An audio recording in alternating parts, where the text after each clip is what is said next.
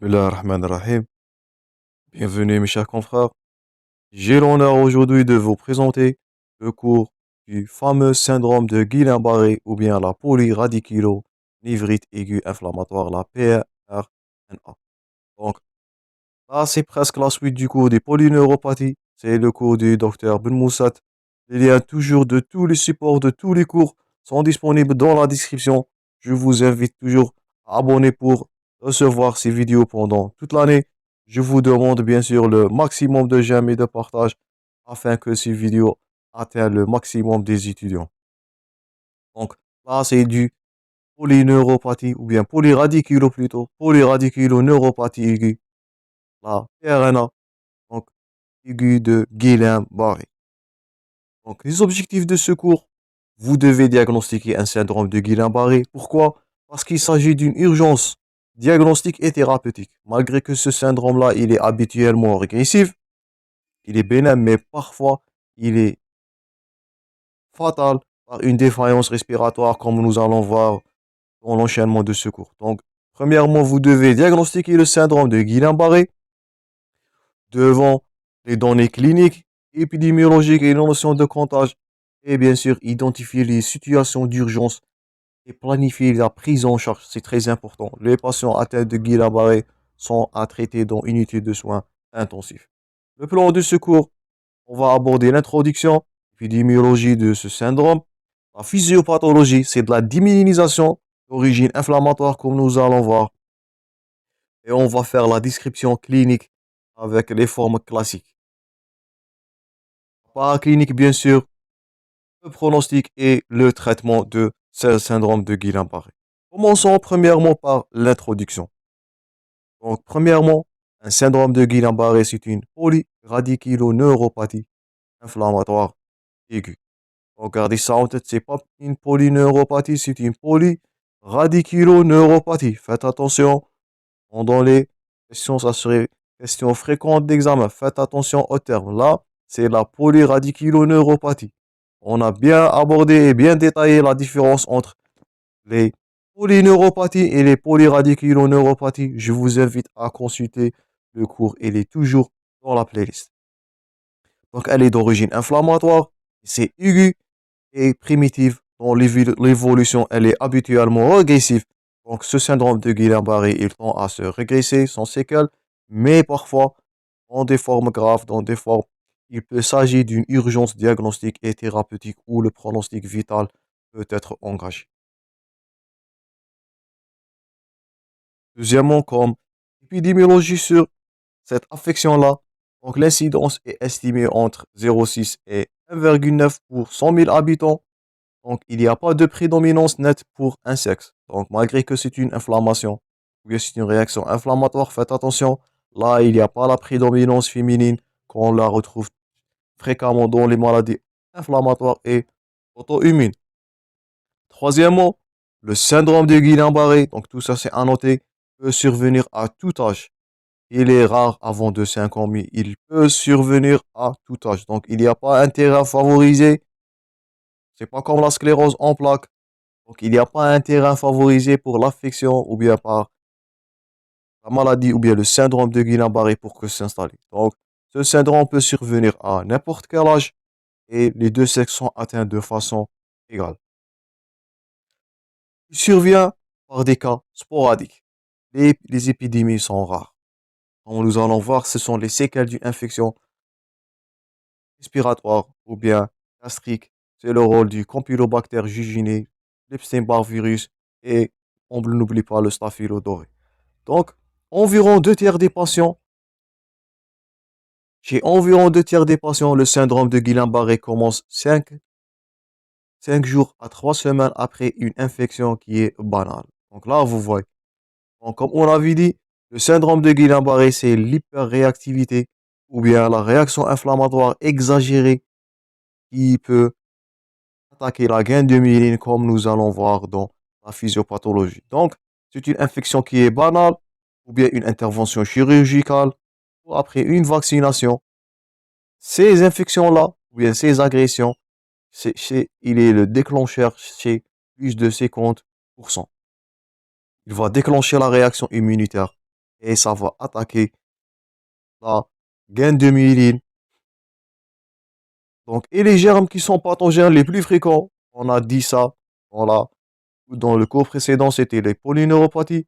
Donc, c'est le Campylobacter jejuni, le cytomégalovirus, le BV, l'Epstein-Barr virus, le mycoplasma et récemment le Covid-19. Et on n'oublie pas le Staphylo auray, il a un rôle aussi dans la maladie ou bien le syndrome de Guillain-Barré. Donc, le syndrome de Guillain-Barré, c'est la réaction inflammatoire provoquée par une infection banale, intervention chirurgicale et même d'une vaccination.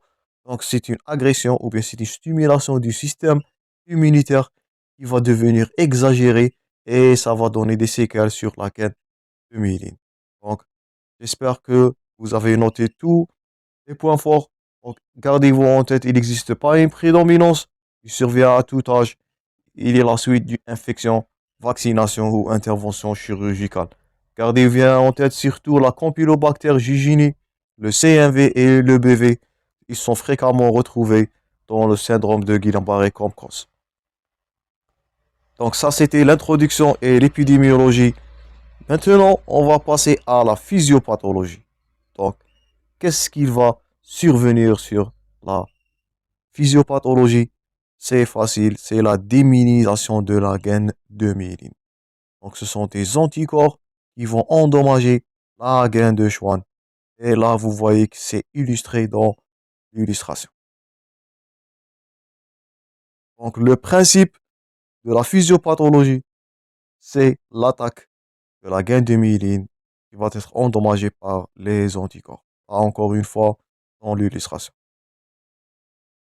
Donc, le syndrome de Guillain-Barré correspond à une atteinte diffuse, ça c'est premièrement, bilatérale et symétrique. Bien sûr, nous sommes dans les polyradiculoneuropathies. On avait dit que ce sont des ou bien des neuropathies périphériques qui sont symétriques. C'est la polyneuropathie et la polyradiculoneuropathie. Je vous invite à consulter le cours de polyneuropathie périphérique. On a abordé tous ces détails-là concernant la neuropathie périphérique. Donc c'est symétrique, c'est bilatéral du système nerveux périphérique qui associe quoi? La lésion, ou bien des lésions de démyélinisation segmentaire et multifocale par des infiltrats inflammatoires. Là, bien sûr, ça c'est la démyélinisation pendant le syndrome de Guillain-Barré et c'est ça qui va donner la manifestation de ce syndrome-là. Donc c'est la démyélinisation par infiltration inflammatoire. Ce sont les lymphocytes et les macrophages périvasculaires. Ça va toucher les racines, les troncs nerveux et les nerfs crâniens et même les fibres végétatives. Donc pour les radiculoneuropathies, c'est les racines, la totalité du nerf, même les nerfs crâniens et les fibres végétatives. Donc tout ça, on a abordé dans le cours de polyneuropathie périphérique. Donc c'est une affection de démyélinisation, elle va toucher les racines, le tronc nerveux, les nerfs crâniens et même les fibres végétatives. Donc les axones, ils sont relativement préservés, sauf en cas de lésion grave. Parfois on note une lésion axonale. Mais gardez-vous en tête que dans le syndrome de Guillain-Barré, la lésion est une démyélinisation. Ça, c'est la lésion que vous devez retenir. Donc, sauf dans des cas graves qu'on peut voir d'une lésion axonale. Et si vous vous souvenez de deux types de lésions, les lésions de démyélinisation et les lésions axonales, on avait dit qu'ils sont bien différenciés dans l'électroneuromyogramme et on va aborder ça dans les examens paracliniques. Donc, ce syndrome de Guillain-Barré, il est d'origine auto-immune. Mais les cibles antigéniques de la forme classique ne sont pas identifiées à l'heure actuelle. Donc, c'est un syndrome auto-immune mal connu jusqu'à maintenant son origine.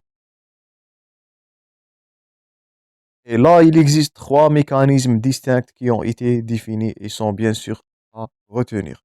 Donc,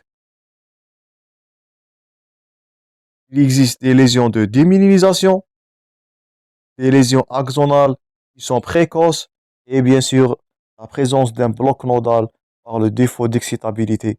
Donc, récemment, ces cibles antigéniques nodales ont été découvertes.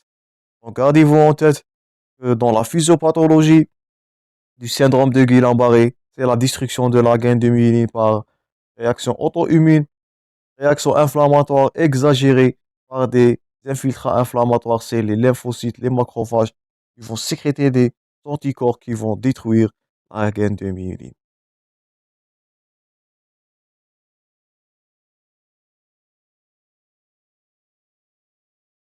Là, c'est l'atteinte axonale dans des rares cas. Ça peut survenir. Et là, on voit la lésion nodale. C'est récemment découverte au cours du syndrome de Guillain-Barré. Mais la lésion la plus fréquemment retrouvée, je répète, c'est la démyélinisation auto-immune. Ça, ce qu'il faut retenir de ce cours-là. Donc, passons maintenant à la description clinique de la forme classique. Donc, il existe toujours dans notre pathologie, il existe une forme qui est classique. Une forme classique veut dire qui est la forme la plus descriptive, bien mieux descriptive de ce syndrome-là. Donc, c'est l'évolution en trois phases. Donc, je répète, le syndrome de Guillain-Barré, il évolue pendant trois phases. C'est la phase d'extension, la phase de plateau et bien sûr une phase de récupération. Donc, ces trois phases-là, ils ont une installation progressive des troubles classiquement qui sont ascendantes. Donc, c'est une lésion ascendante. Donc, premièrement, on a trois phases dans l'installation du syndrome de Guillain-Barré. La phase d'extension, la phase de plateau et la phase de récupération. Je répète, ça, c'est dans la forme classique. Et il existe des formes qui sont atypiques. Donc, toujours la pathologie. Elle a une forme qui est classique, qui est mieux descriptive, mais parfois, on est devant des formes atypiques, des formes rares. Donc, peuvent être parfois directement fulminantes, bien directement exagérées, sans extension, sans effet plateau. Donc, et on va détailler ces trois phases-là dans cette partie-là. Donc, dans cette partie, notre but, c'est détailler les trois phases du syndrome de Guillain-Barré dans sa forme classique. Donc, ça serait l'intitulé de cette partie de ce cours-là. Donc, commençons premièrement, bien sûr, par la phase d'extension des paralysés.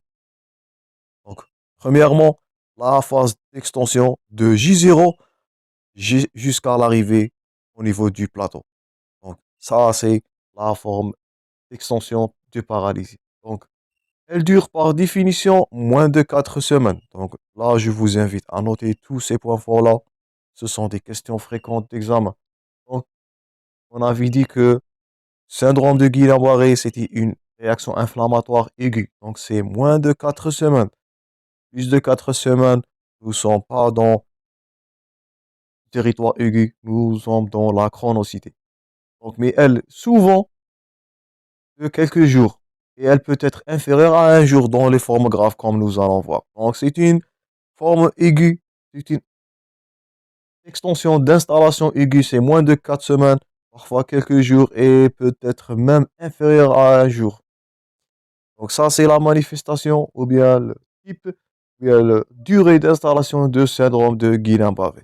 Et dans ce syndrome-là, on a plusieurs manifestations variées. Donc, notez bien en tête, on a des manifestations sensitives, motrices et même des dysautonomies ou bien une arythmie qui est végétative. Donc, ça, c'est la polyradiculoneuropathie.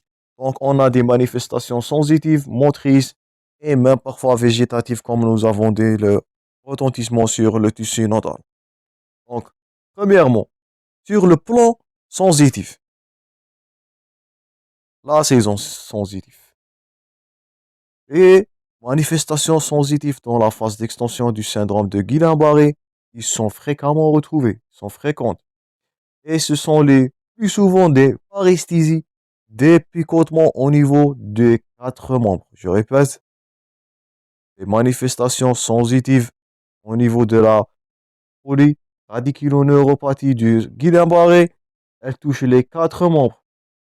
Donc, c'est pas longueur dépendante, c'est pas une polyneuropathie diabétique. Je répète, il faut faire la distinction entre la polyneuropathie qui est diabétique et la polyradiculoneuropathie qui est là d'origine auto-immune, qui est d'origine inflammatoire à cause d'une agression ou bien une infection. Faites attention. Donc, c'est les quatre membres qui vont atteindre par des paresthésies, des picotements des quatre membres, et parfois ce sont des douleurs qui sont présentes par des myalgies et des radiculalgies.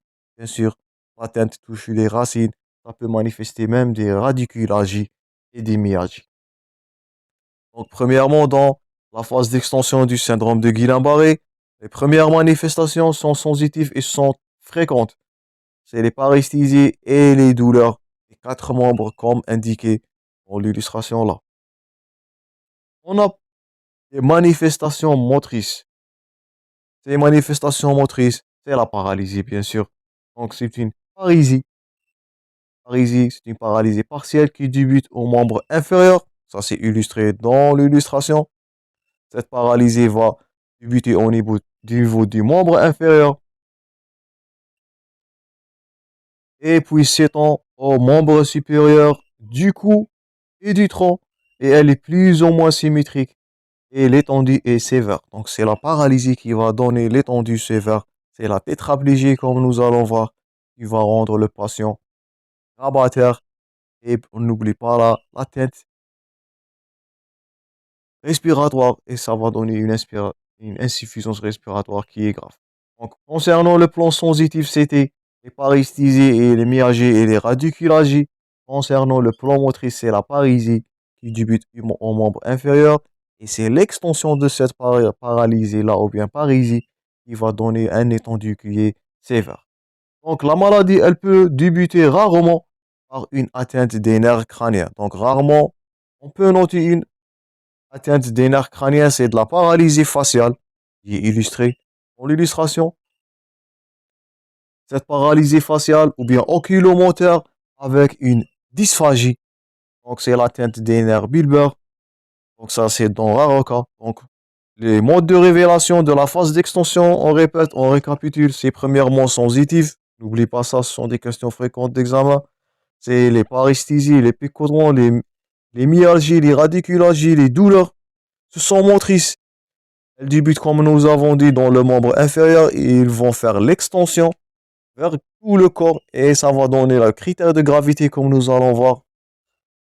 Et dans des rares cas, elle peut commencer par l'atteinte des nerfs crâniens. Lorsqu'on dit les nerfs crâniens bulbaires, on est en train de parler de paralysie faciale, paralysie oculomoteur, oculomotrice et une dysphagie par les atteintes des nerfs bulbaires. Parfois, l'apparition des signes respiratoires, ça c'est très important et à noter. Parfois, il peut débuter. Donc, le syndrome de Guillain-Barré, nous avons dit dans sa forme classique, il débute par des manifestations sensitives, motrices, végétatives, mais parfois dans les formes sévères. Et ça, c'est le but de cette partie-là. Dans des formes atypiques, le syndrome de Guillain-Barré peut commencer par une atteinte de signes respiratoires. Et là, ça va nécessiter la surveillance attentive en réanimation. Donc ça, c'est le but.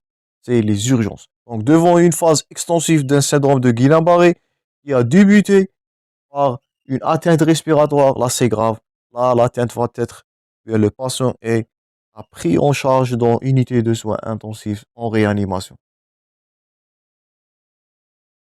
Le pronostic de cette phase d'extension, il dépend également de la présence d'une atteinte de la musculature bulbaire, troubles de déglutition, troubles de phonation et les troubles de dysautonomie, donc des lésions végétatives qui vont affecter le tissu nodal, malheureusement. Donc vous voyez, le syndrome de Guillain-Barré, il est régressif, comme nous avons dit dans l'introduction, mais parfois, lorsqu'il débute avec des atteintes bulbaires et surtout des signes respiratoires, là, il va imposer l'administration en unité de soins intensifs. Le pronostic vital du patient peut être mis en jeu. Donc ça, c'était tous les points forts concernant le mode d'installation du syndrome de Guillain-Barré ou bien la phase d'extension. Donc là, vous voyez, ce sont les atteintes bulbaires. Ah, c'est la bulbe. Atteinte des nerfs crâniens, comme nous allons voir. Ah, c'est de l'atteinte bulbaire. Et là, vous voyez, c'est les signes respiratoires lorsque le patient, ça là je répète, lorsque le patient a des signes respiratoires ennuyeux, pendant la phase d'extension du syndrome de Guillain-Barré, il n'est pas traité en ambulatoire. C'est en unité de soins intensifs, c'est en réanimation. Là, comme vous voyez dans l'illustration, ça c'est la forme grave. Et ça, ce qui rendre le syndrome de Guillain-Barré, je répète, une urgence médicale et diagnostique. J'espère que c'est clair concernant la phase d'extension. Deuxièmement, la phase de plateau. Donc, comme nous avons vu dans le diagramme, la phase de plateau, c'est tous les signes neurologiques qui sont maximaux. Donc, le déficit moteur est d'intensité variable. Le patient peut être quadriplégique et grabataire ou ambulatoire. Concernant le cas, comme on avait dit, la sémiologie du syndrome de Guillain-Barré est de degrés différents. L'atteinte des nerfs crâniens, elle est fréquente, comme vous voyez dans l'illustration. C'est le nerf facial. Souvent, il est déplégié, des troubles de déglutition, des nerfs bulbaires, alors que les atteintes des oculomoteurs, des nerfs oculomoteurs, elle est plus rare. Mais gardez-vous en tête, il existe des atteintes des nerfs crâniens dans le syndrome de Guillain-Barré. Notez ça bien, ce sont des questions fréquentes d'examen. Donc les lésions, ils sont sensitives, par des douleurs, des picotements. On a des lésions motrices, c'est la parésie, bien parfois la paralysie totale. Et on n'oublie pas l'atteinte respiratoire et les signes d'autonomie et la lésion des nerfs crâniens. Donc toutes ces structures périphériques-là sont atteintes au niveau du syndrome, bien de l'installation du syndrome de Guillain-Barré. Donc vous devez noter le territoire de manifestation de syndrome de Guillain-Barré. Pourquoi? Pour le diagnostiquer, pour ne pas tomber dans les formes graves où le pronostic vital est mis en jeu, comme vous voyez là. Là, il faut traiter le patient en réanimation. Donc, le syndrome de Guillain-Barré, c'est une urgence diagnostique et peut donner une urgence vitale. Donc, on note aussi une aryflexie tendineuse dans le territoire déficitaire qui est la règle. Donc, si c'est le cas du membre inférieur, comme on avait dit, c'est le plus souvent touché en première intention, on va voir une aryflexie. Donc, notez ça bien. Il existe une aryflexie dans ce syndrome neurogène, ou bien cette atteinte neuropathie périphérique. Donc, sur la proprioception, on peut noter des déficits sensitifs qui vont dominer au niveau de le syndrome. Ça va donner un syndrome coordonal postérieur, comme la sclérose en plaques. Donc, ça va être une lésion de la proprioception et il va donner l'ataxie proprioceptive. On va détailler les ataxies prochainement. Donc, je vous invite à rester abonné pour recevoir les prochains cours dans le reste de module de neurologie. Donc, les atteintes. Donc, on a l'atteinte des nerfs crâniens dans le plateau. On a les signes neurologiques qui sont au maximum. On a la réflexie. On a des troubles sensitifs par lésion coordonale postérieure qui peut donner une ataxie. Et on a aussi l'atteinte du système nerveux végétatif. Comme on avait dit, elle est très fréquente dans les formes sévères. Ça va donner une tachycardie, une hypotension orthostatique et des anomalies de sudation et une constipation. Donc tout ça, ce sont des atteintes végétatives au cours du syndrome de Guillain-Barré. Donc faites attention, les atteintes végétatives au syndrome de Guillain-Barré, là vous voyez c'est l'atteinte coordonale postérieure, c'est l'atteinte de la sensibilité profonde, la proprioception. Donc ça va donner une ataxie proprioceptive dès que le patient ferme les yeux. Il a de troubles de marche ou bien de troubles d'équilibre qui sont sévères ou bien très fréquemment notables.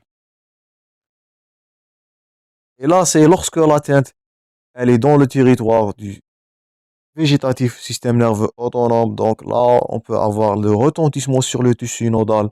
C'est la tachycardie, l'hypotension orthostatique avec des anomalies de sudation et même de constipation. Ils sont souvent fréquemment retrouvés dans des formes graves. Faites attention, atteinte respiratoire et la dysautonomie, ce sont des critères qui sont fréquemment retrouvés dans les formes graves où le pronostic vital peut être mis en jeu. C'est une urgence diagnostique. Vous devez être capable à diagnostiquer un syndrome de Guillain-Barré afin d'éviter les complications. Il existe aussi des complications qui sont liées à des facteurs secondaires. Donc, c'est le décubitus. Ce sont les complications du décubitus prolongé. C'est les thromboemboliques, les surinfections, les escarres. Donc, ce sont tout ça, tout ou bien rentre dans le domaine des complications des décubitus. La durée de cette phase de plateau, elle est variable de 1 à 3 semaines, voire plusieurs mois dans les formes les plus graves. Donc, vous voyez ce qu'on avait dit premièrement dans l'introduction. Le syndrome de Guillain-Barré, il est souvent agressif, mais parfois, dans les formes graves, comme vous voyez, c'est les atteintes respiratoires, les atteintes de dysautonomie du système nerveux autonome végétatif. Et on n'oublie pas le décubitus qui est prolongé. Tout ça, ça va rendre le pronostic du patient, pronostic vital en jeu. Donc, ça, c'était deuxièmement la phase du plateau. C'était tous les points forts concernant cette phase. J'espère que vous avez noté tous les signes qu'on a déjà cités. Dernièrement, la dernière phase, c'est la phase de récupération. C'est la régression progressive des signes dans l'ordre inverse de leur installation, mais de façon, elle est plus lente. Donc, l'installation, elle était aiguë. La phase de récupération, elle est de façon plus lente que l'installation. Le plus souvent, la récupération, elle est complète. Donc, on avait dit que le syndrome de Guillain-Barré, cette réaction inflammatoire, elle est souvent à de récupération qui est complète, mais dans un petit nombre de cas. Ça, c'est le truc malin de syndrome de Guillain-Barré. Les séquelles motrices ou sensitives vont persister, voire le pronostic vital. L'absence d'une récupération après 12 à 18 mois peut être considérée comme une lésion définitive. Les rechutes devant ou bien pendant un syndrome de Guillain-Barré sont rares et définissent en partie le cadre de polyradiculonéphrite qui est chronique. Donc, comme on avait dit comme récapitulatif ou bien en conclusion de cette partie-là, gardez en tête le syndrome de Guillain-Barré. C'est une affection qui souvent régressive, mais dans des formes graves, des formes rares, on peut assister à des formes qui sont graves. Ce sont les atteintes respiratoires, les atteintes bulbaires et la dysautonomie cardiaque. Et bien sûr, la phase du plateau qui va persister plusieurs mois, tout ça, ça va mettre le patient dans une position où le pronostic vital peut être mis en jeu par des complications qui sont là. Insuffisance respiratoire, les thrombophlébites, la dysautonomie cardiaque, donc l'affection sur le tissu nodal, et même les complications de décubitus qui sont graves et peuvent engendrer le pronostic vital du patient. Donc, ça, c'était la première partie concernant le cours de Guillain-Barré, du syndrome de Guillain-Barré. On a abordé la physiologie et la sémiologie ou bien de la clinique ou bien la forme classique de ce syndrome de Guillain-Barré. Mais gardez-vous en tête qu'il existe des formes qui sont toujours, dans toutes les pathologies, il existe la forme classique, mais parfois nous pouvons être devant une forme qui est atypique. Donc c'est difficile à diagnostiquer et surtout le pronostic là peut être mis en jeu. Donc je vous remercie pour votre attention. Je vous rencontrerai prochainement, Inch'Allah, dans prochain cours. Je vous invite toujours à abonner. Je vous demande toujours le maximum de partage. Je veux que ces vidéos atteignent le maximum des étudiants le plus tôt possible. Bon courage mes chers confrères et au revoir.